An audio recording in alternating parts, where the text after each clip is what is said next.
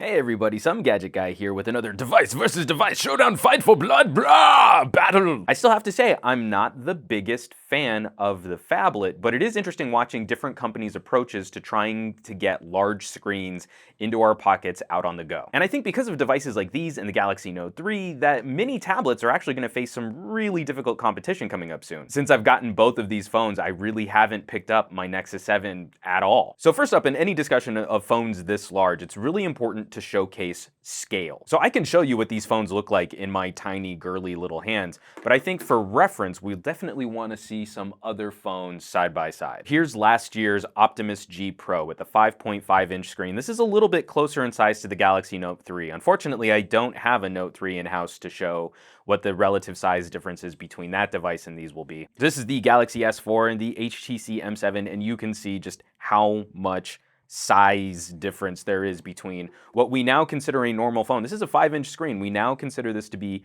normal, and these phones are now humongous. This is a Samsung Ativ, a little Windows phone, which is closer to the dimensions of an iPhone 4S, and you can see just how tiny it is in comparison to the G Flex. I mean, no joke, the Galaxy S4 almost perfectly fits on just the screen of the Lumia 1520. It's ever so slightly poking out into the bezel space at the top of the bottom. I mean, that's just huge. So both of these devices present to me a very minor ergonomic issue in being used out and about. They instantly become two-hand solutions. They become two-handed devices, which means I personally have to stop whatever else I'm doing to use these different phones. And that's not necessarily a bad thing. I mean, actually, I have to say it's been nice having these phones in the car because it just sort of further reinforces that I am not going to use these phones while operating a motor vehicle. There's just no way I can take both hands off the wheel of my car to use them. So that, in effect, is nice, but especially when I'm traveling, the plight of the phablet actually rears its ugly head where, say I'm running through an airport and I need to look up a piece of information or I'm trying to look up my gate. It means having to put down a suitcase just to use both hands on the screen because it's really difficult to navigate one-handed when your thumb doesn't quite reach things like the back arrow, or you have to dance the phone up on your fingertips to get to things like your notification tray. In terms of general fit and finish, Nokia devices are second to none. They've introduced us into this really interesting world of unibody, matte finish, and polycarb bodies. And it's a very modern, and I mean that very, very much in a very modern aesthetic. They still introduce color into their product lineups. We've got these really angular edges. It's a wholly unique look, and especially on a phone this large, it will not be mistaken for any other device out on the market. People take a look at it and they ask what it is, but they never say, oh, is that a Samsung? Is that a Galaxy? Is that an iPhone? Is that an iPad mini? You know, there's never any confusion that this is something different. Even with the G Flex presenting us this curved body, this bent frame, more often than not, when people see me using this device in public, they're asking if it's a Galaxy or they're asking if it's a Droid. It's some other type of brand because the LG brand is just not as well known here in the United States. And so that's not necessarily a knock against the LG because I really do like the construction on the G Flex. Especially, we'll talk about durability in a bit later, but it's not recognizable and it sort of blends into the background of other large screen devices like the Note. People, because of the advertising here in the United States, people are aware of the Galaxy line of devices. They're not as aware of the LG lineup of devices. But I am really happy to celebrate that LG is walking away from some of their previous Samsung ification of their other devices like the Optimus G Pro, which we can all agree that the Optimus G Pro was sharing or paying homage to some of Samsung's previous product lineup with the way that they had their hard button down at the bottom. But in discussing design and aesthetic, I almost feel like we need to divide up the usage scenarios between when we're trying to use these things as phones and when we're trying to use them as mini tablets. And the mini tablet experience on the Lumia 1520, I find much preferable. It just feels like a mini tablet. The sharper corners, the way it fits in the hand, the straight slab experience of this glass face looking at you, and the higher resolution screen definitely helps this feel a bit more tablety. When I'm kicked back at home, feet up on the couch, I'm looking stuff up, I'm watching some Netflix, this is the experience I prefer. But when I'm out and about, the G Flex provides me a slightly better phone experience. The rounded corners on the sides of the device fit the padding of my hand just a little bit better. So even for those times that I want to hold the phone up to the side of my face to take a call, I prefer holding the LG up to the side of my face than the 1520, but honestly, both of these I tend to use more with Bluetooth headsets than anything else. And also, this is silly and vain, but the slight curve to the G Flex helps this fit in a back pocket a little bit more discreetly than the 1520. So of course, first of all, my 1520 is electric neon yellow, and so that's just gonna stand out regardless. But when I slide it into a back pocket, because it's so rigid and it's so straight and it's so flat and it's so rectangular, I do not own a pair of pants where this is not peeking out the top of my back pocket. You know, let alone how this feels in a front pocket. I mean, it's thin enough that it does a reasonable job of staying in a front pocket. But for devices this large, I like to go back pocket. I don't own a pair of pants where it doesn't peek out the top. And it's a really small criticism. I mean, that's getting super nitpicky between devices this large. But that really does help make the G Flex feel ever so slightly more portable, which is nice considering it's supposed to be a phone. Now, when dealing with other aspects of the hardware build, most of the multimedia and entertainment aspects of the Lumia 1520 I think are better built than the G Flex. So we're dealing with a 20 megapixel image sensor with optical image stabilization versus a 13 megapixel image sensor without optical image stabilization, but pretty decent software, electronic image stabilization. The G Flex can shoot 4K video where the Lumia 1520 cannot, but I find that the larger image sensor on the 1520 paired with the image stabilization provides more photographic stills and more cinematic video. There's a slightly softer, blurrier depth of field.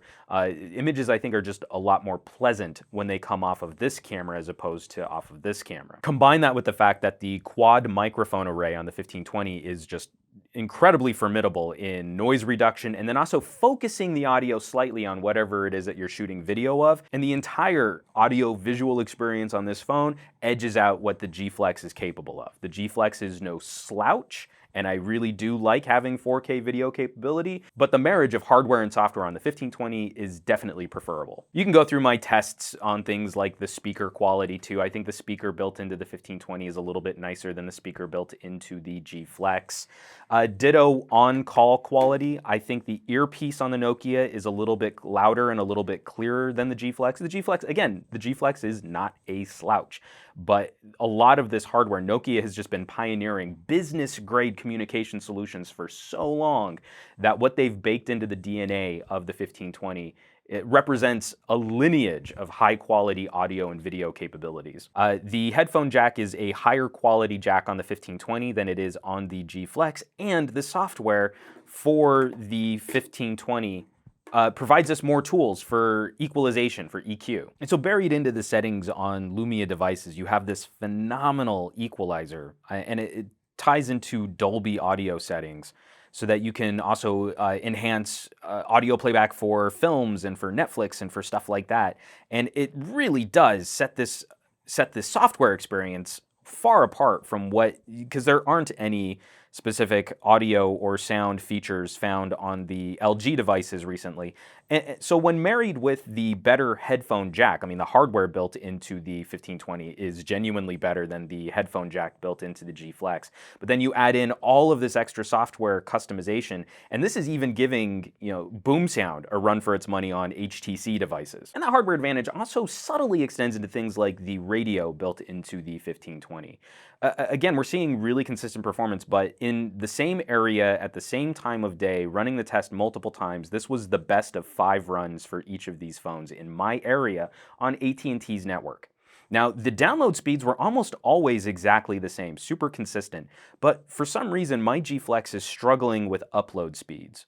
And so while I was consistently getting an 8 megabit download in my apartment, which doesn't really face any cell towers nearby, I was having a lot of trouble getting a decent upload speed on the G Flex consistently.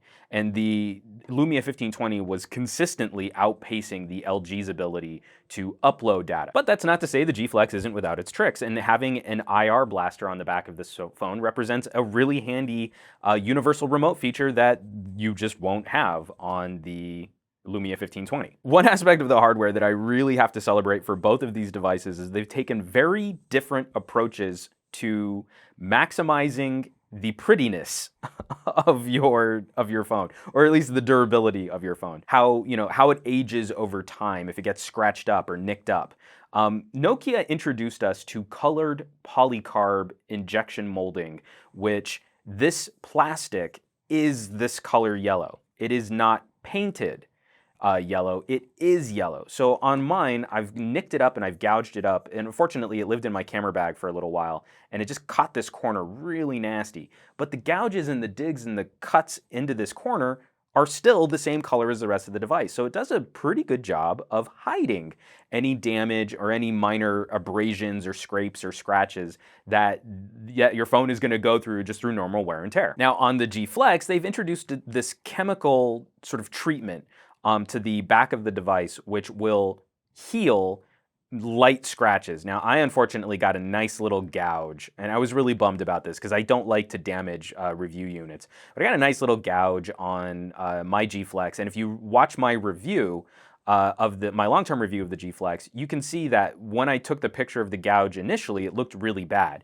But this chemical process that they've got, this treatment process, has subtly sort of softened the hard edges on the damage that unfortunately befell my pretty little G Flex here. So it's still doing a good job of masking even slightly deeper gouges and cuts and abrasions, but it doesn't quite hide it as well. And I think in part to blame because I'm not a fan of glossy back surfaces.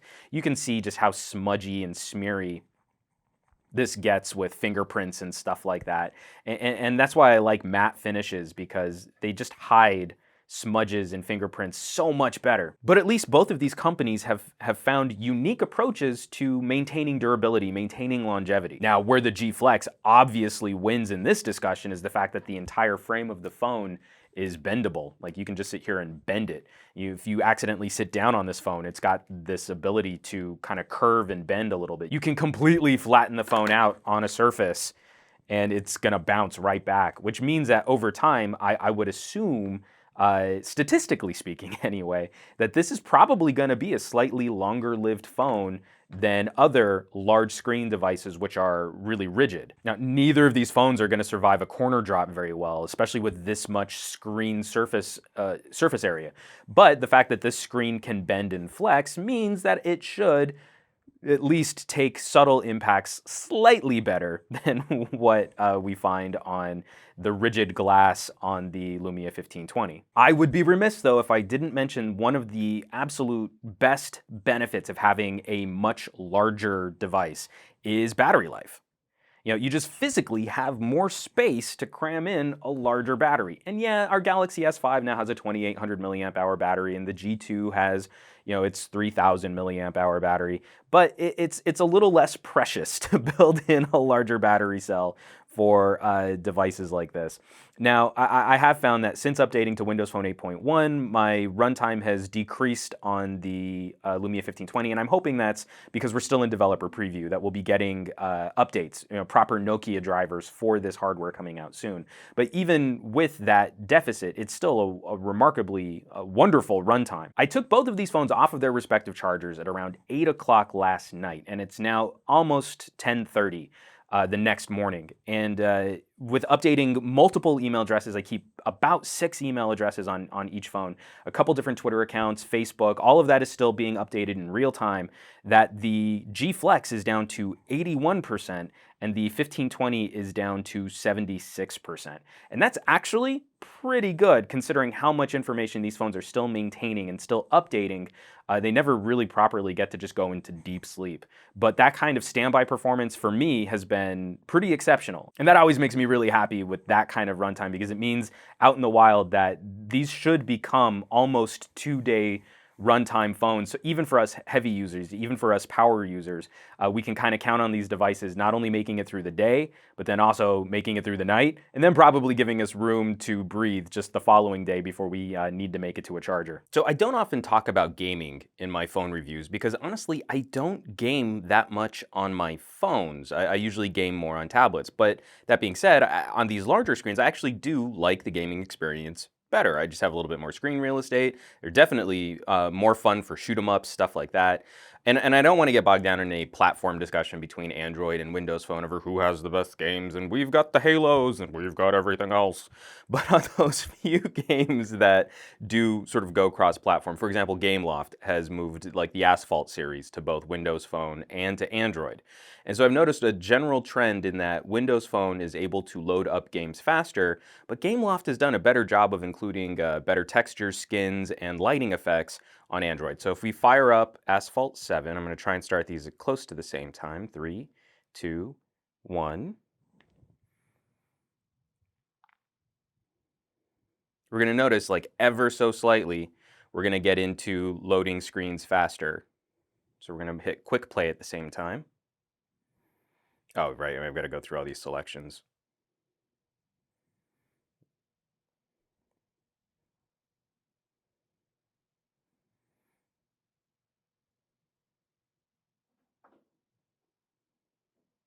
Yep, see, we're into the pre-race faster. It's getting us through there. But then when you start looking at what the actual game looks like on the LG, and this isn't, I don't really think this is an LG versus Nokia fight right here. This is more what the developer has done a better job of porting what parts of the game over. And I think the Windows Phone is actually just loading up less stuff. Because look at the screen is a little, the car is a little bit more of a matte on this. It's a very reflective texture on this. We're just gonna let my car kind of drive itself here.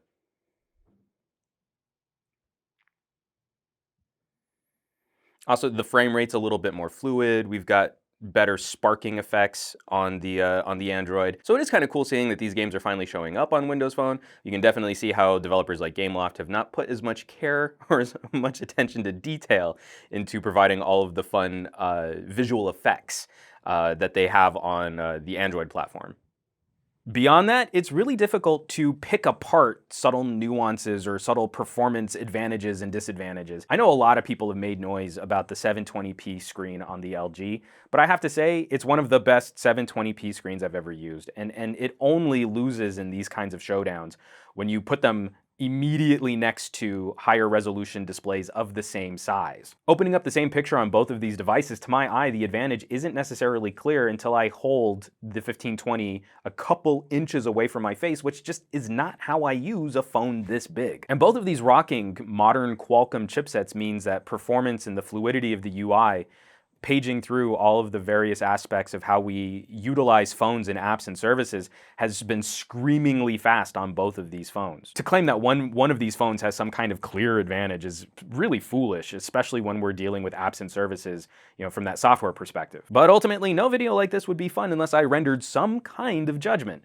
And really, it's going to come down to usage and behavior. If you're one of those people who drives to an office and spends most of their workday in the same space, then you go home again, I actually think I would prefer the use of the 1520 over the LG G Flex. This is a slightly more sedentary device for me in that it more resembles some kind of tablet. It's perfectly capable out in the wild, but I still feel like I'm holding up a slightly larger slab just based on the ergonomics and the modern rectangular design. If you're someone who runs around a lot, I actually prefer the experience on the LG G Flex, as it's a little bit more accommodating to pockets, and it fits in my hand one-handed just a little bit easier than the 1520 does. I honestly don't think either of these are very good phones, as much as I think that they are uncompromising examples of what future data devices will resemble. So I really want to hear from you guys. Are you using a phablet or mini tablet phone style solution? Are you using the LG or a 1520? Are you using the Galaxy Note 3?